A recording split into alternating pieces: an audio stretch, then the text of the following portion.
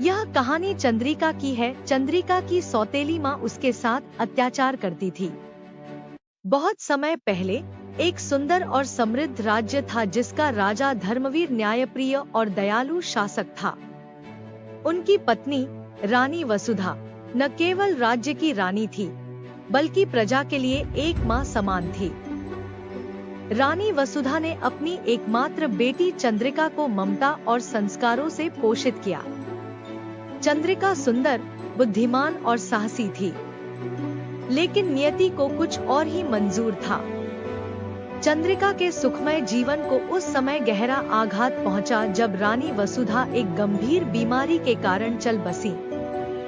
छोटी चंद्रिका के लिए यह सबसे बड़ा दुख था। राजा धर्मवीर ने भी अपनी पत्नी को खोने के बाद खुद को काम में डुबो लिया।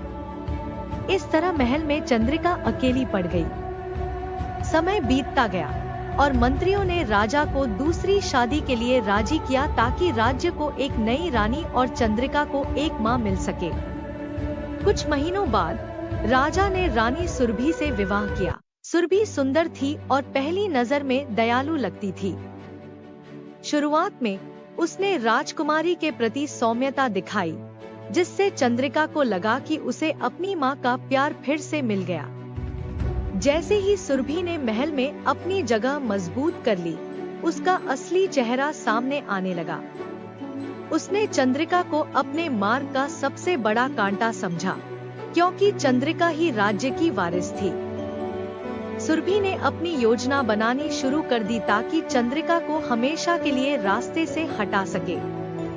सुरभि ने धीरे धीरे चंद्रिका को महल के कार्यभार से अलग कर दिया। उसने चंद्रिका को सेवकों जैसा जीवन जीने पर मजबूर कर दिया।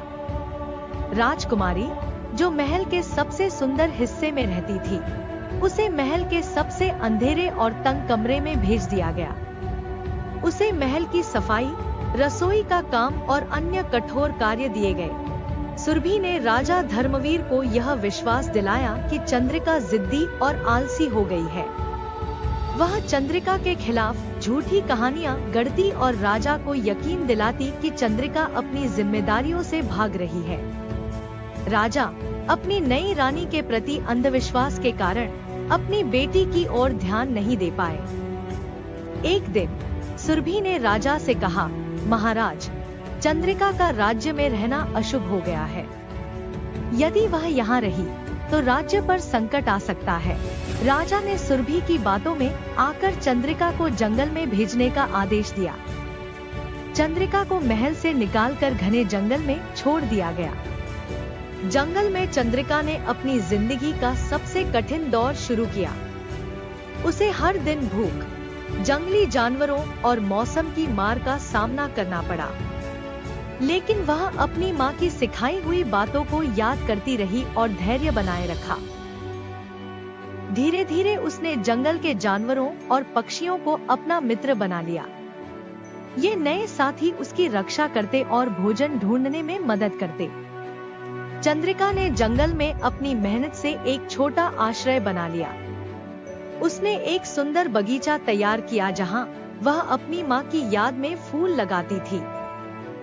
जंगल में रहकर उसने अपने भीतर की शक्ति को पहचाना और आत्मनिर्भर बन गई। महल में सुरभि का अत्याचार दिन ब दिन बढ़ता गया। उसने प्रजा पर भारी कर लगाए और राजा को धीरे धीरे कमजोर कर दिया। प्रजा सुरभि से परेशान होकर विद्रोह करने लगी, लेकिन राजा, जो बीमार और कमजोर हो चुके थे, कुछ भी करने में असमर्थ थे। जंगल में चंद्रिका से एक दिन एक पड़ोसी राज्य का राजकुमार अर्जुन मिला।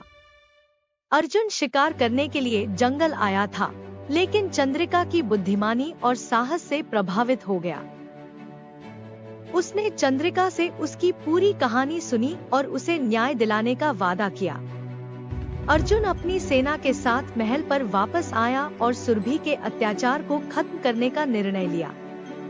उन्होंने राजा धर्मवीर को सच्चाई से अवगत कराया। राजा को जब अपनी गलती का एहसास हुआ तो उन्होंने सुरभि को राज्य से निष्कासित कर दिया। चंद्रिका को सम्मानपूर्वक महल में वापस लाया गया। प्रजा ने अपनी प्रिय राजकुमारी का स्वागत किया।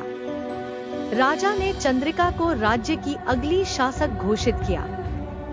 चंद्रिका ने अपने साहस, धैर्य और न्यायप्रियता से राज्य को नई ऊंचाइयों तक पहुंचाया।